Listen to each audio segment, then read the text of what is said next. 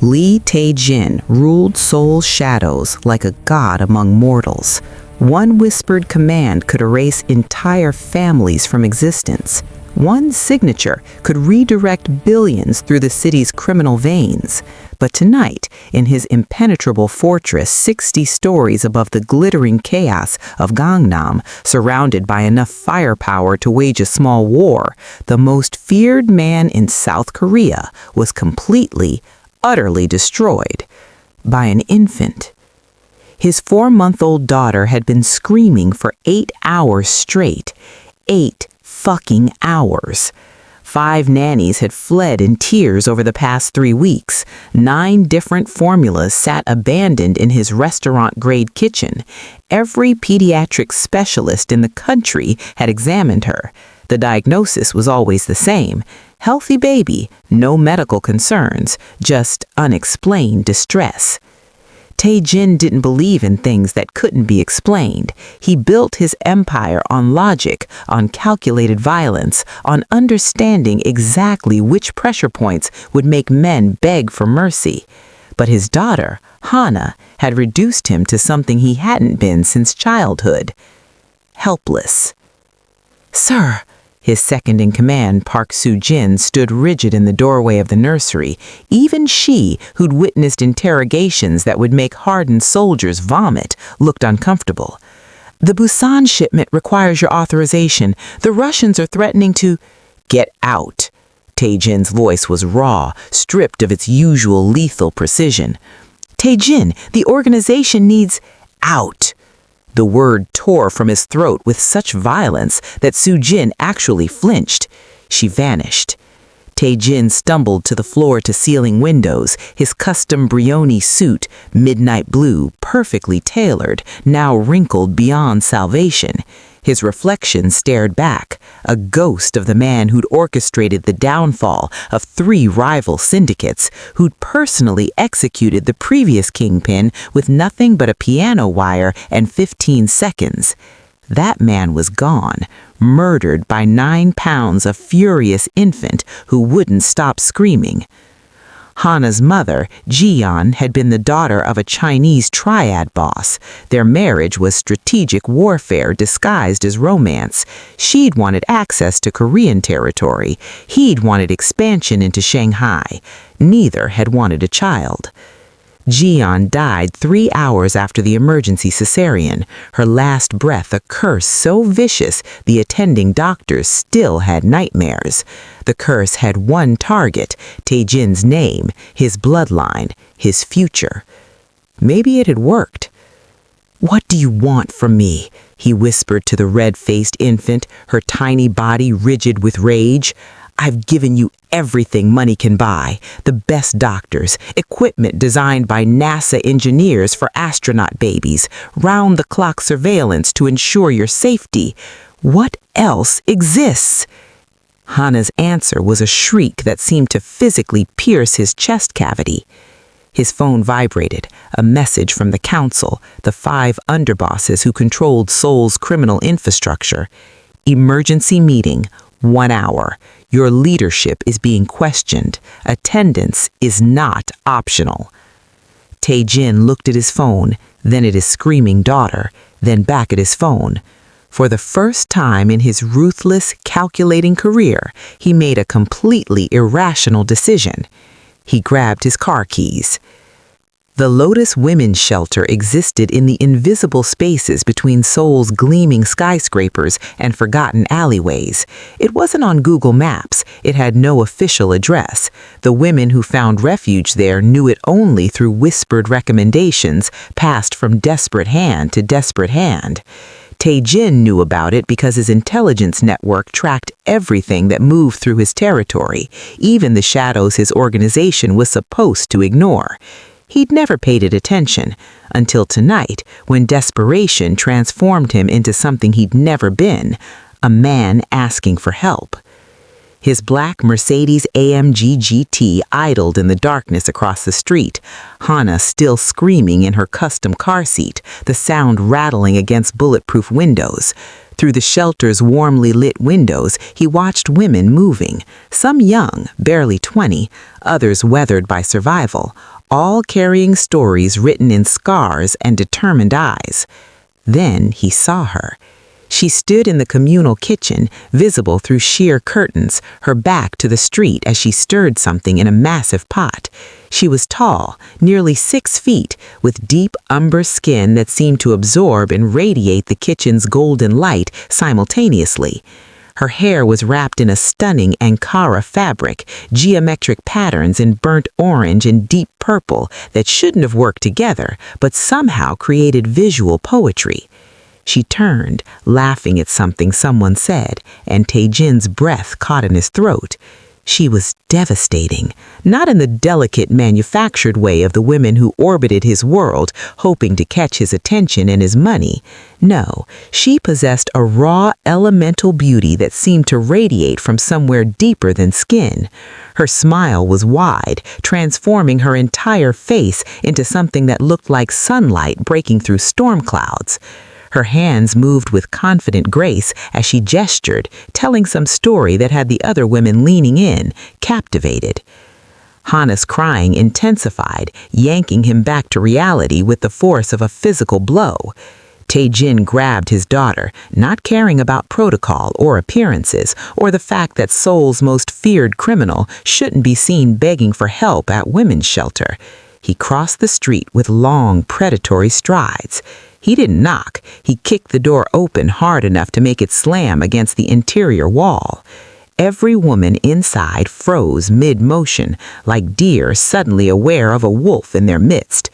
Tae-jin filled the doorway, 6 feet 3 inches of lethal elegance, holding a screaming infant, his expensive clothes and dead cold eyes completely wrong for this warm, worn space that smelled like home-cooked food and safety. "I need help." His voice cut through Hana's cries like a blade through silk. The women scattered. Some ran for the back rooms, others pressed against walls, their eyes wide with recognition and terror. All except one. She stepped forward, this magnificent woman from the kitchen, wiping her hands on her floral apron. Her dark eyes assessed him with absolutely zero fear, only calm, professional evaluation that somehow felt more dangerous than any weapon he'd ever faced. "You can't be here." Her Korean was accented, musical, lilting in ways that made each syllable dance. Nigerian, his brain supplied automatically, cataloging details even in crisis, specifically ego based on the tonal patterns. "Men aren't allowed, period." "My daughter won't stop screaming," Tae-jin said flatly, his control fracturing at the edges. "I've tried everything that exists. I'll pay anything that can be named." "Money doesn't fix crying babies." She moved closer, and she caught her scent, something warm and spiced, like cardamom and cocoa butter, completely foreign to his sterile world. "How long has she been like this?" 8 hours tonight, sometimes longer, sometimes 12, 14 hours without stopping. "When did she last eat properly?" "She won't eat. She refuses every bottle, every formula, every temperature, every—" "Not formula," the woman interrupted gently, her gaze shifting to Hana. Something in her expression softened, shifted from professional assessment to genuine compassion. "Breast milk." Tae-jin's jaw tightened hard enough to make his teeth ache. "Her mother is dead." "Donor milk?"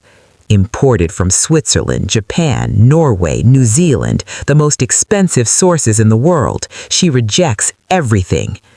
The woman stepped closer, close enough that he could see golden flecks in her dark brown eyes, could count the intricate braids woven into her head wrap. She reached out, and before he could stop her or activate the defensive training that had kept him alive for 15 years, she placed her hand on Hana's back. The crying didn't stop immediately, but it changed, lessened in intensity, shifted to a different pitch, like a radio being tuned in. "She's not sick," she said quietly, her hand moving in slow, firm circles against Hana's tiny spine. She's starving for connection. Formula isn't what she needs. She needs a heartbeat, warmth, a human anchor that doesn't calculate threat assessments while holding her. I hold her constantly, Tae-jin said defensively in a way that felt unfamiliar and uncomfortable. Do you? Her eyes met his, challenging, seeing through every wall he built. Or do you carry her while your mind calculates territory disputes and power plays and who needs to die to maintain your empire? Babies feel that distance. They feel everything. They're built to detect authenticity, and they reject anything less. Welcome back, fam. This is Afro-Korean Chronicles, and honey, buckle up because this story is about to take you on a ride that'll have your heart pounding, your palms sweating, and your faith and love restored. If you're ready for danger, obsession, protection, and a love story that'll wreck you in the best way, you're exactly where you need to be. Drop that like, share with your crew, and subscribe because trust me, you need to see what happens next. And yes, tell me where you're watching from. I love knowing my global family is tuned in. Tae-jin's mouth opened, then closed.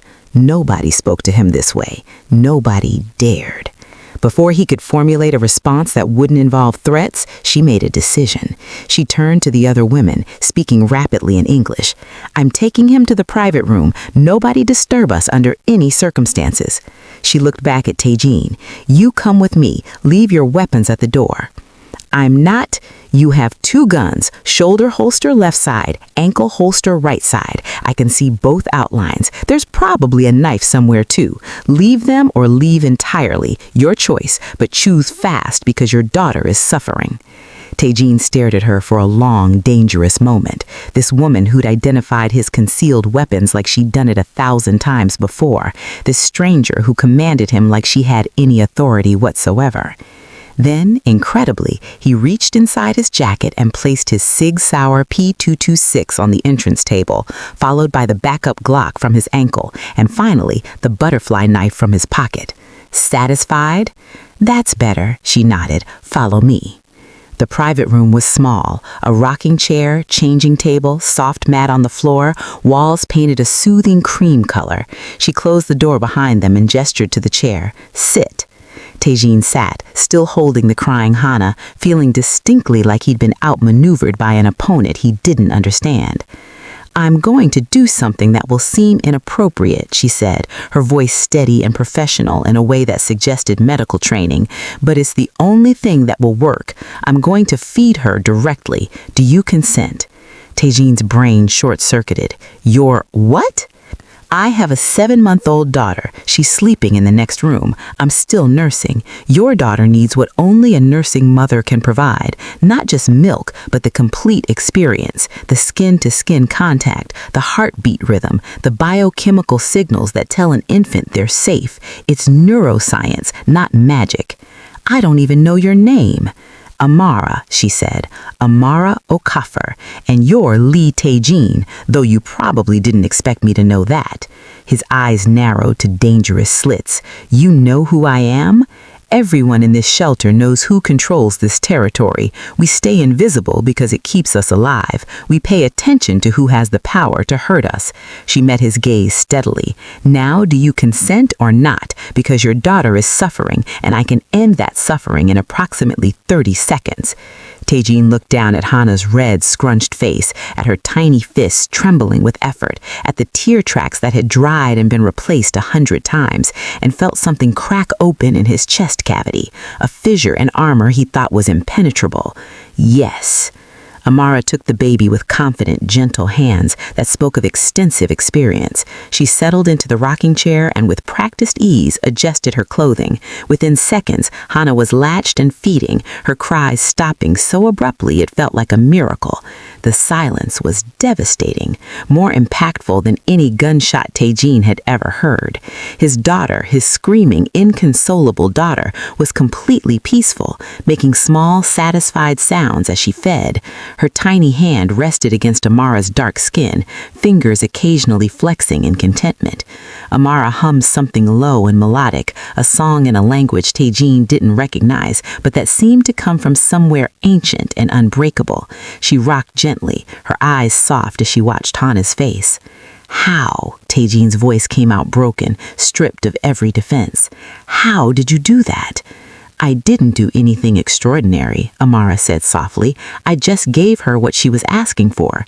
Babies don't have complex needs. They need to feel safe. They need to know they're not alone. They need someone whose entire attention is on them, not fragmented across 1,000 other concerns." Taejin lowered himself to the floor, his expensive suit forgotten, and watched his daughter's face transform from anguish to contentment. For the first time in months, the crushing weight on his chest eased slightly. He could breathe. "I don't know how to do this," he admitted, the words escaping before his legendary control could stop them. "I know how to run an empire. I know how to eliminate threats before they materialize. I know how to negotiate deals that reshape economies. I don't know how to be this." Amara looked at him, and her eyes held no judgment, only understanding that felt more dangerous than contempt. "Being a father isn't about what you know, it's about who you're willing to become." Something shifted in the room. Taejin felt it like a change in air pressure before a storm, a dangerous, intoxicating pull toward this woman who'd accomplished the impossible with simple competence and genuine compassion. "I need you," he said, the name sinkled to the floor, from everything defined to the bare, vulnerable state. "Excuse me?" "To help her, to teach me, name your price. Mr. Lee, anything, a house, money, citizenship if you need it, protection, a completely new identity if that's what it takes, whatever you—" "I'm not for sale," Amara interrupted, her voice firm but not harsh, "and neither is my care. I'm a nurse, not a commodity." "Then what do you want?" She was quiet for a long moment, looking down at the sleeping baby in her arms, then back at the Mafia king sitting on the floor of a women's shelter, and wondered if she was making the biggest mistake of her life, or the bravest decision. Neither of them knew that this moment would change everything, their lives, their hearts, the entire power structure of Seoul's criminal underworld. But they would learn, starting tomorrow. Amara stood in the entrance of Taejin's penthouse fortress, her 7-month-old daughter Zainab strapped to her chest in a worn but sturdy carrier, and felt reality settle over her like a heavy blanket. The space was obscene, 20-foot ceilings, abstract art that probably cost more than entire villages could generate in a decade.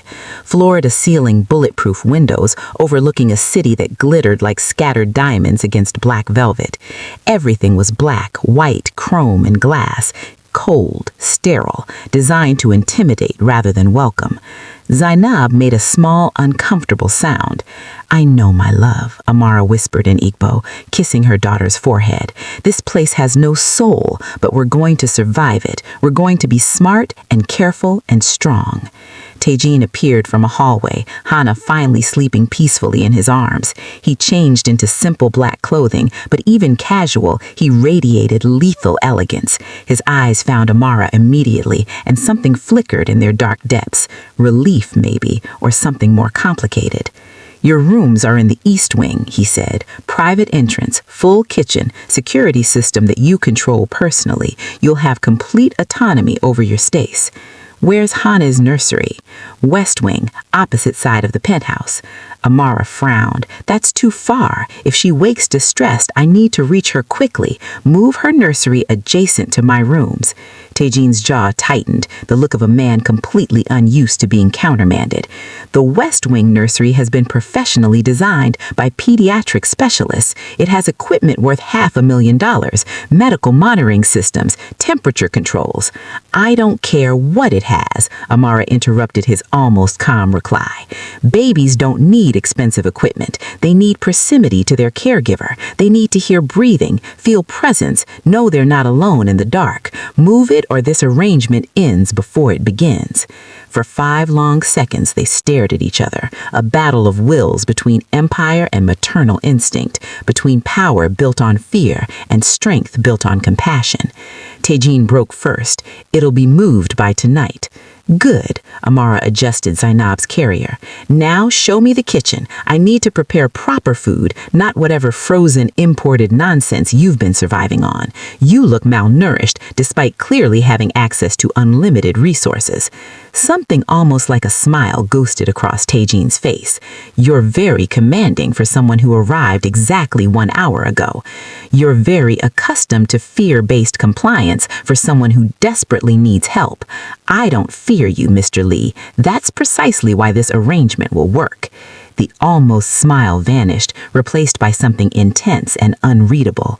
Don't mistake necessity for safety, Amara. Don't mistake my compassion for weakness. They stood inches apart, Hana sleeping between them like a small breathing bridge connecting two different worlds, until Zainab made another fussy sound that broke the tension. Kitchen, Amara said firmly. Now. This time, Taejean led the way. 3 days later, the council meeting happened in Taejean's underground war room, a space that existed far beneath the penthouse. No windows, reinforced walls, soundproofing that could silence screams. Taejean sat at the head of an obsidian conference table, surrounded by the 5 underbosses who controlled Seoul's criminal infrastructure.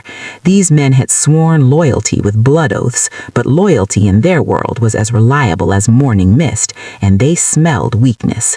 You missed the Busan negotiation, Kim Jae-won said, his voice deceptively casual. A negotiation that cost us $5 million and lost revenue because our leader was indisposed.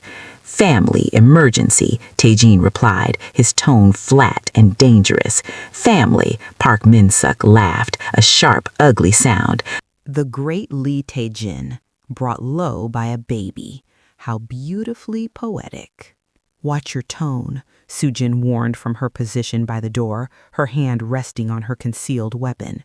Or what? Sung Dae-ho leaned forward, his scarred hands flat on the table. We all know the truth. You're distracted, weakened. That child is a liability you can't afford. Taejin's hand, resting on the table, curled into a fist. My daughter is none of your concern. She is when your situation makes you unreliable. Jae-won slid a folder across the obsidian surface. The Yakuza are circling. The Russians smell opportunity. Your ex-wife's family is filing for custody, claiming you're an unfit father. They want the child as leverage against our operations. Taejean opened the folder. Legal documents, photographs, intelligence reports showing his enemies consolidating like vultures sensing death. Jian's family thinks they can take Hana and use her to claim legitimacy over my territories, Taejean said slowly, processing the implications. They're severely mistaken. Are they? Min-suk challenged, because from where we sit, you're barely holding it together. You've hired some foreign woman to play nursemaid. You're distracted, emotional, vulnerable. Careful, Taejean interrupted, his voice dropping to a lethal whisper that made even hardened killers tense. Very, very careful how you finish that sentence. Min-suk's eyes glittered with malice. We did background investigation on her. Amara Okafor, Nigerian refugee, asylum case rejected twice, living illegally in a women's shelter with her illegitimate daughter. No family connections, no protection, no legal standing. He smiled, showing too many teeth. Very vulnerable. The temperature in the room dropped 20 degrees. Taejean stood slowly, and every man at the table tensed, hands moving toward concealed weapons. If anyone, and I mean anyone, touches her or her daughter, I will personally remove your organs one by one while keeping you conscious through the entire process. Am I perfectly, crystallinely clear? So it's true, Jae-won said quietly. You've developed feelings for this woman. You're compromised. I've developed an appreciation for competence, Taejean corrected coldly, something increasingly rare in this room. Then prove it, Min-suk challenged. The custody hearing is in 2 days. Jian's family has political connections, expensive lawyers, sympathetic narratives. Tragic mother dies. Dangerous criminal father neglects infant. They'll take Hana, and with her, your legitimacy, unless, He paused meaningfully. Unless you eliminate the problem. Meaning? Send the child away, disappear her, claim she died, remove the leverage entirely. Minsock leaned back. It's practical, clean. It eliminates weakness and restores your reputation as someone who makes hard choices. The room went silent. Tae-jin looked at each man in turn, memorizing faces, cataloging betrayals for future reference. "Gentlemen," he said, his smile terrible and cold, "I appreciate your concern, but I'll handle the custody hearing my way." Meeting adjourned. As they filed out, Soo-jin approached. "Sir, they're right about one thing. Jian's family has built a strong case. Without solid evidence of Hana's stability and your capability as a father, get me the best family lawyer in Seoul. No, get me the best 3 lawyers and increase security on Amara and her daughter. Triple shifts. I want armed guards, surveillance, the complete protection protocol." "You think the council will move against her?" "I think desperate men do desperate things." His eyes hardened. "And I think I need to have a very honest conversation with Amara about what she's walked into."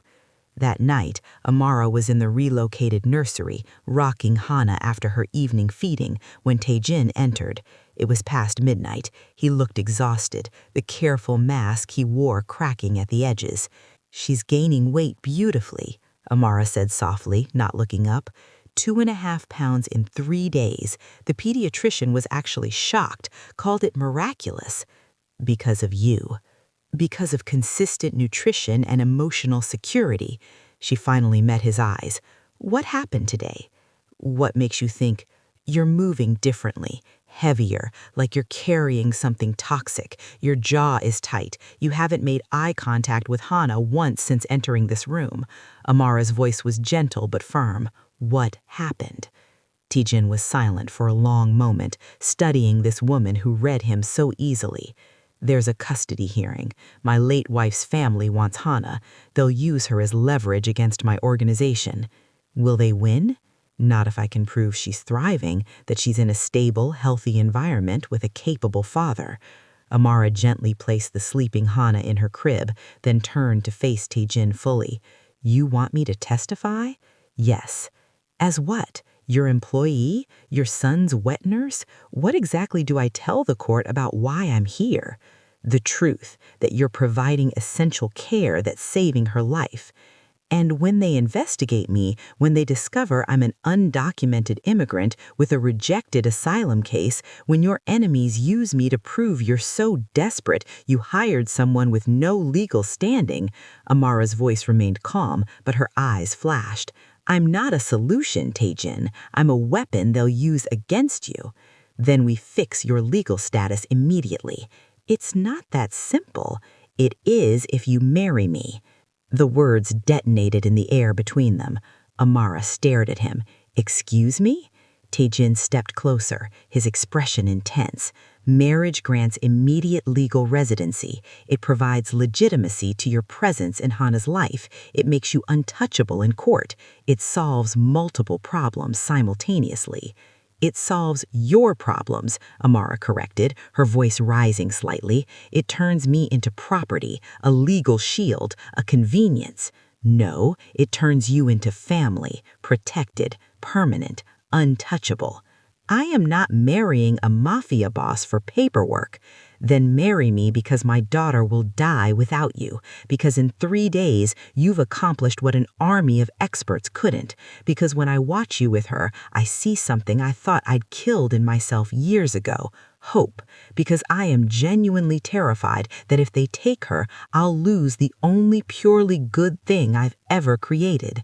Amara's breath caught. She expected cold calculation. Not this. Not vulnerability so naked it hurt to witness. "You don't love me," she said quietly. "No," Tae-jin agreed, "but I respect you. I trust you. And in my world, that's infinitely rarer than love." "What about what I want? What about Zainab's father?" "You're here because you're running from something. No family support system, no resources, living in a shelter. His eyes held hers. "I'm offering you a way to stop running, and Zainab's father, if he cared, he'd be here." The painful truth of that statement landed like a physical blow. Zainab's father had disappeared the moment Amara revealed her pregnancy, leaving her alone in a foreign country. She turned away, looking at the sleeping Hana. "This is insane." "Yes. I don't even like you. I don't particularly like most people. You're a criminal." "I'm very aware." She laughed, a short, desperate sound. "If I say yes, it's a real marriage, legal, binding, not some business arrangement where you keep mistresses and I stay in my designated corner. If you want me to protect your daughter, then you respect me as an equal partner." "Done. And Zainab is legally adopted as your daughter, same rights, same inheritance, same protection as Hana, completely equal status." Taejin didn't even hesitate. "Done." Amara turned back to face him, her dark eyes searching his for any sign of deception or manipulation. "Why do I feel like I'm making a deal with the devil?" "Because you probably are," Taejin said, "but I'm a devil who keeps his promises." She extended her hand. 3-month trial marriage. If it doesn't work, we divorce amicably, and you maintain my legal status and Zainab's adoption regardless of the outcome. He took her hand, his grip warm and surprisingly gentle. 3 months. Neither of them knew they wouldn't make it 3 weeks before everything exploded. 5 days later, the courtroom was packed. Lawyers in expensive suits, social workers with judgmental clipboards, thinly veiled criminals from both sides trying to look respectable. Jian's family, the wealthy, politically connected young family, sat on one side. Their grief was performative, perfectly staged, designed for maximum sympathy. Taejin sat on the other, Amara beside him, both dressed impeccably. She wore a deep burgundy hanbok that Taejin had commissioned, respecting the court while maintaining her dignity. Her hair was wrapped elegantly in matching fabric, and she radiated calm competence. The young family's lawyer attacked immediately. "Mr. Lee, you expect this court to believe that your daughter, a child who lost her mother at birth, is thriving in the care of an unmarried mafia boss and his foreign employee?" "She's my wife," Taejin said calmly. "We married 4 days ago, and yes, our daughter is thriving." The courtroom erupted in whispers. The lawyer's expression soured. "A conveniently timed marriage, suspiciously strategic." "Love is rarely convenient," Amara interjected, her accented Korean clear and strong. "But commitment is deliberate.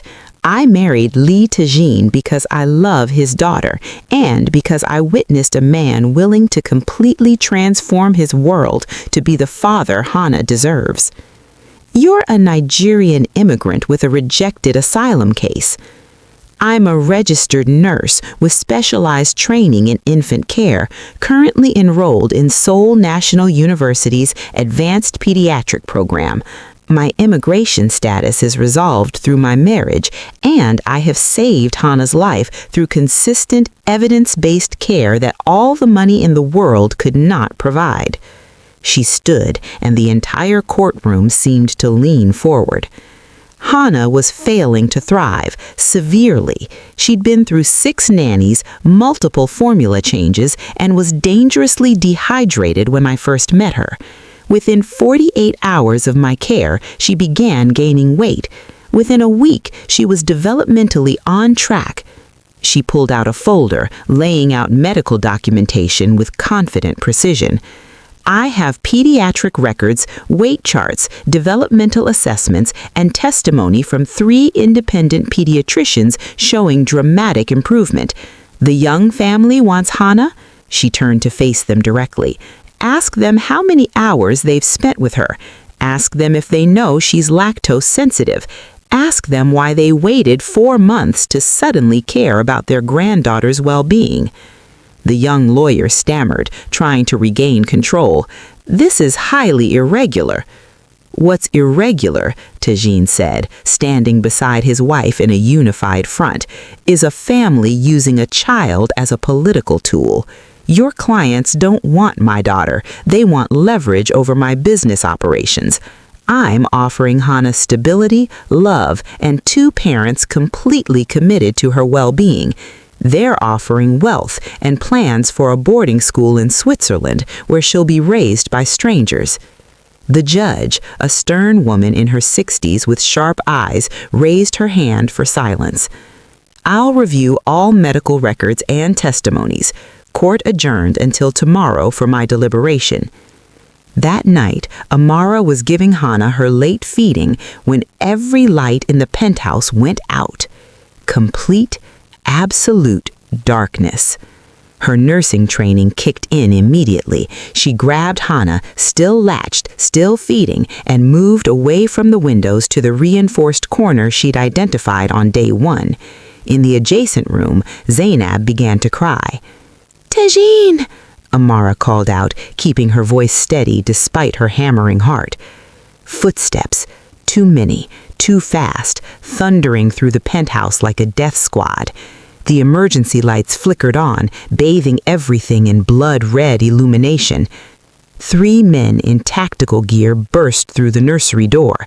Not external enemies, not rival gangs, Tajin's own security team. "Park Min Suk sends regards," one said, raising his weapon toward Amara. She didn't hesitate. She shielded Hana with her body, spun toward Zainab's room, and kicked the door shut behind her with enough force to activate the magnetic reinforced lock she'd personally installed without telling anyone.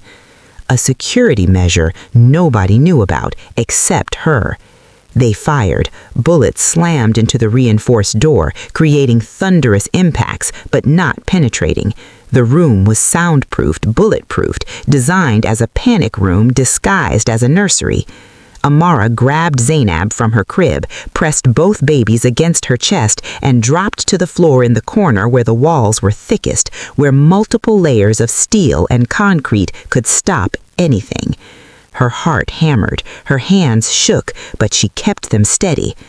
"Mama's got you," she whispered in Igbo to both infants. "Mama won't let anything happen to you.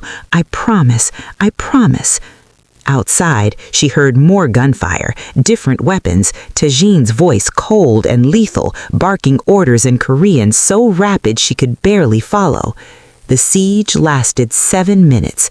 It felt like 7 hours. When the door finally opened, it was Tajin, covered in blood that clearly wasn't his, eyes wild and frantic until they found her. He crossed the room in 3 strides, dropped to his knees, and pulled all 3 of them into his arms with desperate, crushing force. "Are you hurt?" His hands frantically checked Amara, then both babies, looking for any sign of injury. "Did they touch you? Did any bullets?" "We're fine." Amara's voice shook slightly. "The door held. Your own men, Tajin. Your own security team." "They're dead," Tajin said flatly. "All of them. Park Min Suk tried to stage a coup, thought killing you would force me to choose between revenge and empire, would push me back into the man I was before." His hands cupped her face, forcing her to meet his eyes, eyes that held something raw and terrifying. "I chose you. I chose this. I burned down everything for you. Tajin, I love you," he said, the words raw, unpracticed, like speaking a foreign language. "I don't exactly know when it happened. Maybe when you first touched my daughter and stopped her crying with nothing but compassion. Maybe when you demanded I move her nursery and refused to be afraid of me. Maybe when you stood in that courtroom and defended us like we were worth defending. But I love you, and I will destroy anyone and anything that threatens you." Amara's eyes filled with tears. "You're insane." "Yes. This life is impossible. Yes. I should take my daughter and run as far as possible. But you won't, because you love me too." His thumb brushed away her tears with surprising gentleness. "And God help her, she did." Against all logic, all self-preservation, all common sense, she loved him. She kissed him, fierce and desperate and real. Both babies made small, oblivious sounds between them, creating a strange, perfect moment in the aftermath of violence. When they broke apart, Amara pressed her forehead to his. If we do this, if I truly stay, things change fundamentally. No more counsel based on fear, no more empire built on violence. We build something completely new together. What are you suggesting? Legitimize everything. Turn your network into legal businesses. Use your power and connections to protect people instead of exploiting them. Use your intelligence network for good. Her eyes held his. Be the man Hana and Zainab need you to be.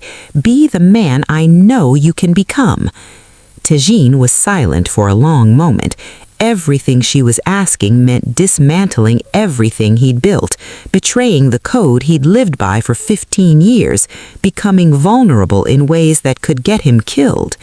He looked at his daughter, sleeping peacefully against Amara's chest, at her daughter, his daughter now, watching him with wide, curious eyes, at this woman who'd walked into his fortress and conquered it without firing a single shot. Okay, he said quietly. Okay, we'll build something new. 3 weeks after the betrayal. The warehouse district in Buqian smelt like rust and old blood. Tajin stood in the center of the abandoned building, surrounded by the remaining members of his organization. 23 men, all armed, all waiting to hear if their world was ending. You're all wondering why I called this meeting, Tajin said, his voice echoing in the cavernous space. You're wondering if I'm going to execute everyone who sided with Min Siak. You're calculating your chances of survival. The men shifted, hands moving closer to weapons. I'm not going to kill you, Tajin continued. I'm going to give you a choice. He gestured to Sujin, who distributed folders to each man. In these folders, you'll find legitimate business proposals, security consulting, construction, import-export, transportation logistics, every operation we currently run illegally, restructured legally. You can join me in this transformation, or you can leave with a severance package and my guarantee that you'll be left alone as long as you don't interfere with my family. Kim Jawan opened his folder, his scarred face skeptical. You're serious? You're actually dismantling everything? I'm transforming everything, Tajin corrected. There's more money in legitimate business than you realize, more security, more longevity, and I'm tired of living in constant fear that my daughters will be targeted because of what I do. Your daughters, someone muttered.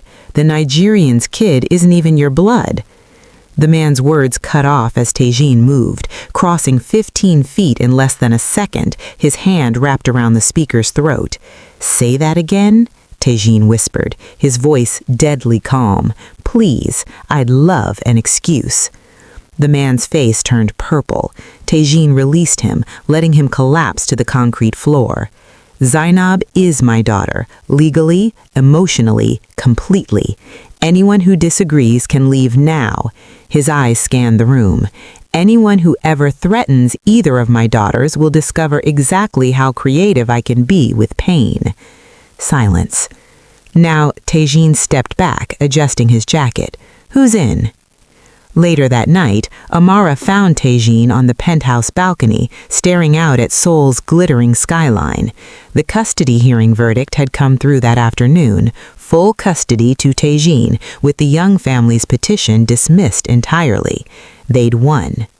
But Tajin didn't look victorious. He looked haunted. They're all in, he said, as Amara wrapped a blanket around his shoulders against the October chill. Every single one chose to stay, to transform with me. That's good, isn't it? I don't know. He turned to face her. I don't know who I am without the violence, without the fear. I built everything on being the most dangerous man in the room. What am I now? Amara studied his face in the moonlight. You want to know what I see when I look at you? Tell me. I see a man who held his screaming daughter for 8 hours straight because he refused to give up on her. I see a man who went to a women's shelter and asked for help when his pride could have killed his child. I see a man who chose love over empire, who killed his own security team to protect his family, who's trying to build something better even though it terrifies him. She took his hands in hers.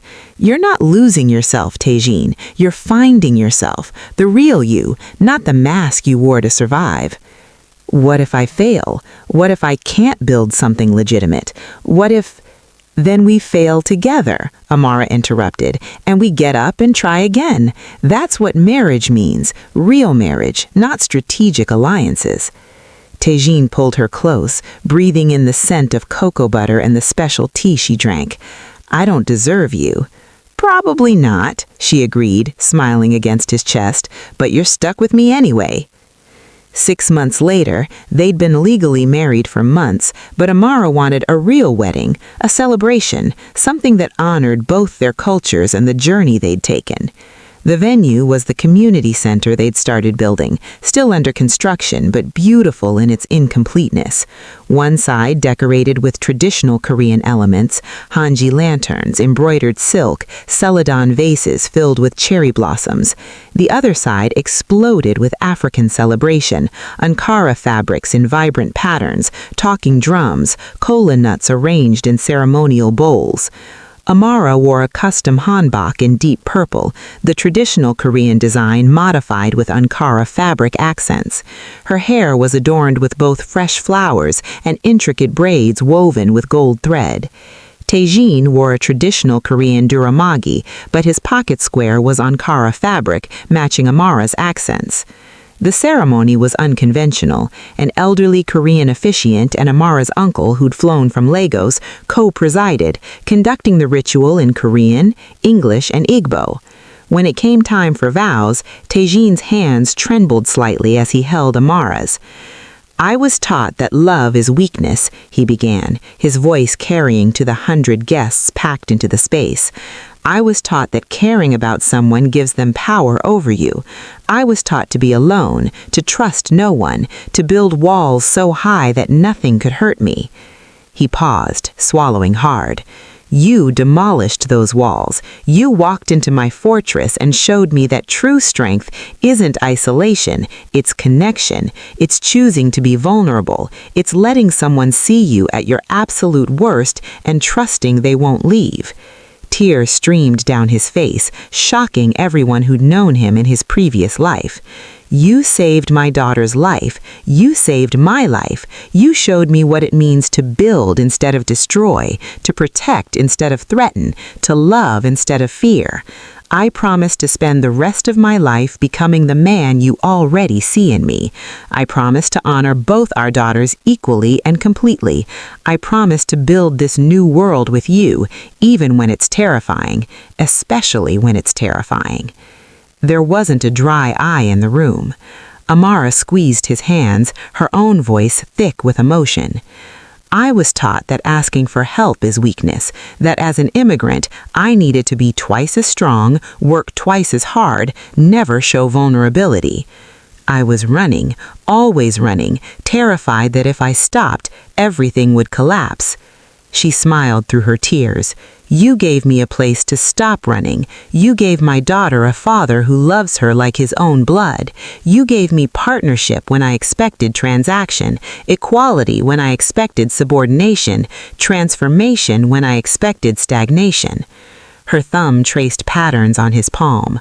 I promise to challenge you when you need it, support you always, and never let you forget who you're becoming. I promise to honor your culture while celebrating my own.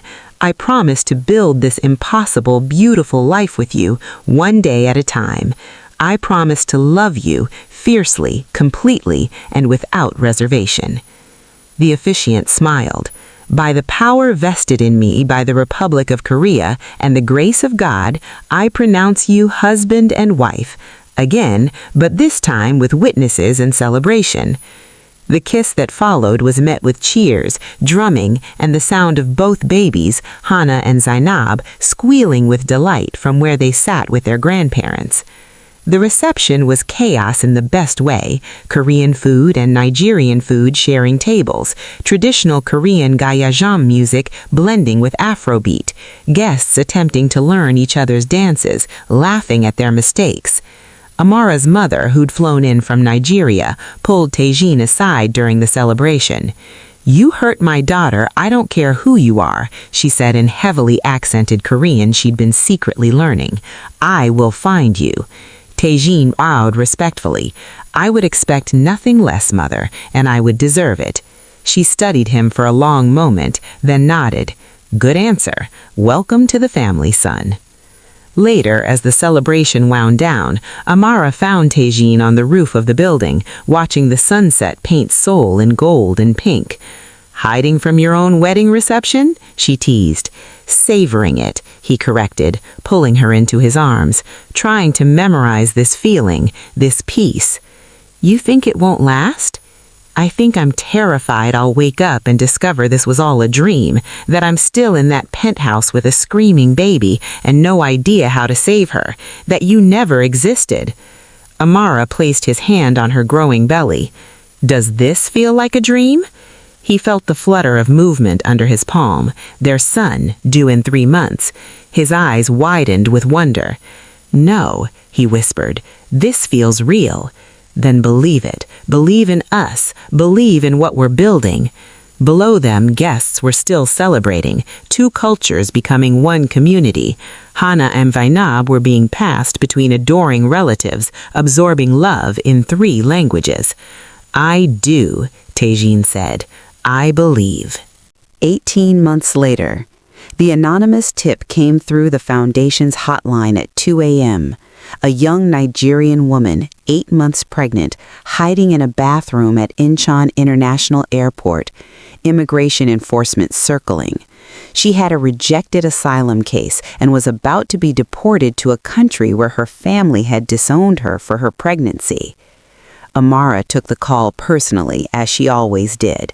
"Hold on," she said in Igbo, her voice calm and commanding. "I'm coming to get you. Don't open that door for anyone except me." She was out of bed in seconds, throwing on clothes. Taejin woke immediately, years of light sleeping making him hyper-alert. "What's wrong?" "Airport, pregnant woman, immigration enforcement." Amara was already heading for the door. "I'm taking the car. You're not going alone," Taejin said, already dressed. He grabbed his phone. "I'll call the lawyer. You call the Foundation's emergency response team." "Amara, you don't have to." "We're partners," he interrupted, "in everything. Let's go save her." The standoff at the airport was tense. Immigration enforcement had the bathroom surrounded. The young woman, Chioma, was terrified and in early labor from the stress. Amara pushed through the crowd, Taejin a silent, intimidating presence behind her. "I'm her legal representative," Amara announced, handing over documentation that Taejin's lawyer had transmitted 30 seconds earlier. "The Lee Foundation is filing emergency asylum sponsorship. You cannot deport her while the paperwork is being processed." The lead enforcement officer scowled. "This is irregular." "It's completely legal," Taejin said, his voice carrying the weight of someone used to being obeyed. "Check with your supervisor, now." The officer recognized Taejin. His expression shifted from annoyed to nervous. "Mr. Lee, I didn't realize you were personally involved." "I'm always personally involved when vulnerable people are being threatened," Taejin said quietly. "Make the call." While the officer stepped away, Amara knocked gently on the bathroom door, speaking in Igbo. "Chioma, my name is Amara. I'm here. You're safe now. I'm going to get you out of here and somewhere warm and safe where you can have your baby properly." The door cracked open, a young face, no more than 20, tear-streaked and terrified. "You're Nigerian?" Chioma whispered. "From Enugu," Amara confirmed, "and I promise you, sister, I will not let them send you back, not to family that rejected you, not to danger. You're under my protection now." "Our protection," Taejin added in careful Igbo that Amara had been teaching him. Chioma's eyes widened at seeing a Korean man speaking her language, however broken. The officer returned, reluctant. She can go, for now. The paperwork checks out. Good choice, Taejin said. At the hospital 3 hours later, Chioma gave birth to a healthy baby girl. Amara stayed through the entire delivery, coaching in Igbo, holding her hand, being the mother figure Chioma had lost. Taejin waited outside, fielding calls to arrange housing, legal representation, and long-term support for another woman his wife had decided to save. When Amara finally emerged, exhausted and radiant, she found him asleep in an uncomfortable plastic chair, his phone still in his hand, surrounded by empty coffee cups. She smiled, overwhelmed with love for this man who transformed from Seoul's most feared criminal into someone who stayed awake all night arranging help for a stranger. She kissed his forehead. He woke immediately. "Is she okay?" "Beautiful baby girl, both healthy." Amara sat beside him. "You didn't have to stay." "Yes, I did." He pulled her close. "This is what we do now. This is who we are. We save people." 2 years later. The community center was fully completed now, a stunning building that had won architectural awards for its innovative blend of Korean and African design elements. The Lee Foundation operated from the ground floor. Legal businesses filled the second and third floors. The fourth and fifth floors provided housing for refugee families. But the real transformation was the network. What had once been Seoul's most feared criminal organization was now Korea's most effective refugee support system. Former enforcers now served as protection for women fleeing abuse. Former money launderers now navigated complex immigration law. Former weapons smugglers now transported families to safety. The empire of fear had become an empire of love, and it was growing.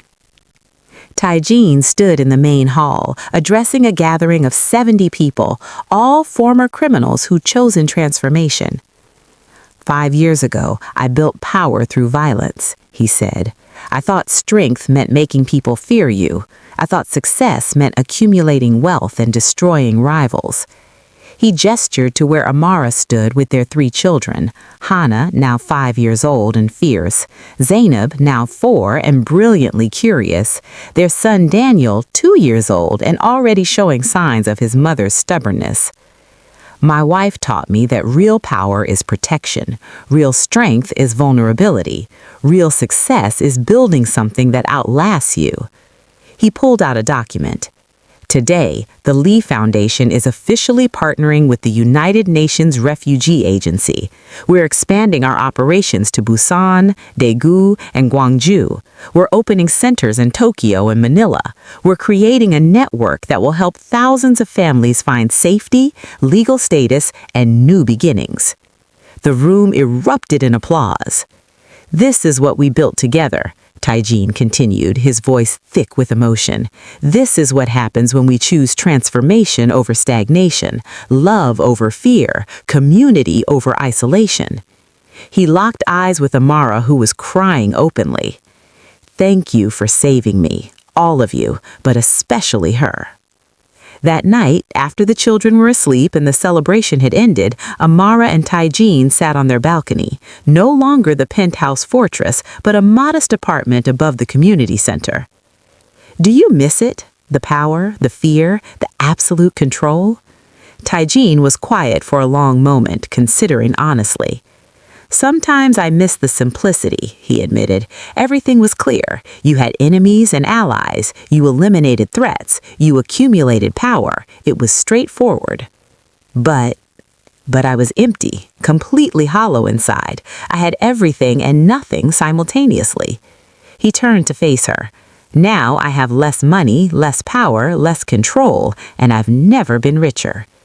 He gestured to the building below them, where lights glowed and windows where families they'd saved, were settling in for the night. "That woman we saved at the airport, Chioma, She just got her nursing degree. She works at our medical clinic now, helping other women like her.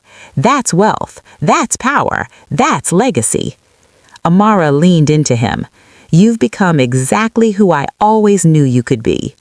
Who we became together, he corrected. I couldn't have done this alone.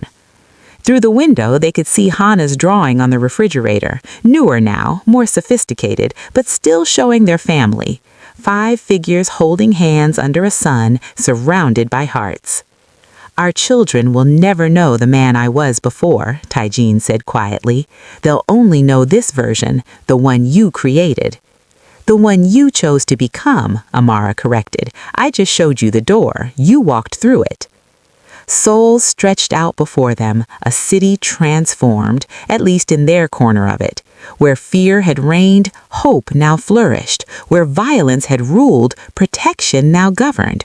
Where isolation had dominated, community now thrived.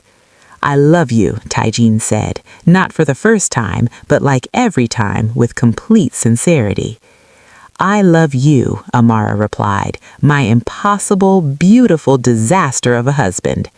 They sat together in comfortable silence, watching their world, the world they'd built from ashes and courage, settle into peaceful night. The empire of fear had fallen completely. The empire of love had risen triumphant. And it all began with one crying baby, one desperate father, one courageous woman, and the choice to believe that transformation was possible, even for monsters, especially monsters who dared to become human. Epilogue, 10 years later. Hannah stood at the podium of Seoul National University, 15 years old and preparing to give a speech about refugee rights. Zainab sat in the front row, 14 and already planning her own law degree to help asylum seekers. Daniel, 12, was backstage managing technical equipment with the focused intensity he'd inherited from his father.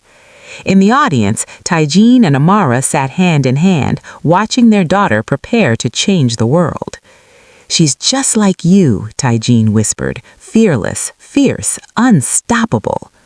She's like both of us, Amara corrected, strong from me, strategic from you, and completely herself.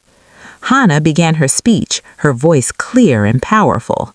My father was once the most feared man in Seoul. My mother was once an undocumented immigrant hiding in a shelter. Today, they run the largest refugee support network in East Asia. If they can transform, if they can build bridges between worlds, anyone can. Love isn't weakness. Compassion isn't vulnerability. Change isn't impossible. I know this because I've watched it happen. I am living proof that redemption is real. The audience erupted in applause. Taijin's eyes filled with tears, something that happened regularly now, something he was no longer ashamed of. We did good, he said to Amara. We did better than good. We did impossible. And she was right, because sometimes the most powerful empires aren't built on fear. They're built on love, one crying baby at a time. We've reached the end, family. Oh my God, did this journey wreck you? Did you feel every emotion? Did that transformation have you crying happy tears? Drop a comment with your favorite moment. Was it the betrayal, the wedding, the airport rescue, the ending? I need to know. If this story had you in your feelings, absolutely destroy that like button. Share this with everyone who believes in second chances, in love that transforms, in redemption that's real. Subscribe because I have more stories that'll have you sobbing and cheering at the same time. What do you want next? More transformation stories? More action? More cultural fusion? More love that conquers everything? Tell me in the comments. Until next time, family, stay dangerous, stay loving, stay believing in the impossible. Because as we've just seen, the impossible happens every day. Peace, love, and transformation. We've reached the end, family. Did this story have your heart racing? Did that action, that danger, that protection have you absolutely screaming? Drop a comment with your favorite moment. I want to know which scene had you most shook. If you loved this intense, suspense-filled romance, smash that like button. Share with everyone who loves dangerous men, fearless women, and love stories that change everything. Subscribe for more addictive Afro-Korean stories that'll wreck you in the best way. What do you want next? More action? More steamy moments? More cultural fusion? Let me know in the comments. Until next time, fam, stay dangerous, stay loving, stay you. Peace.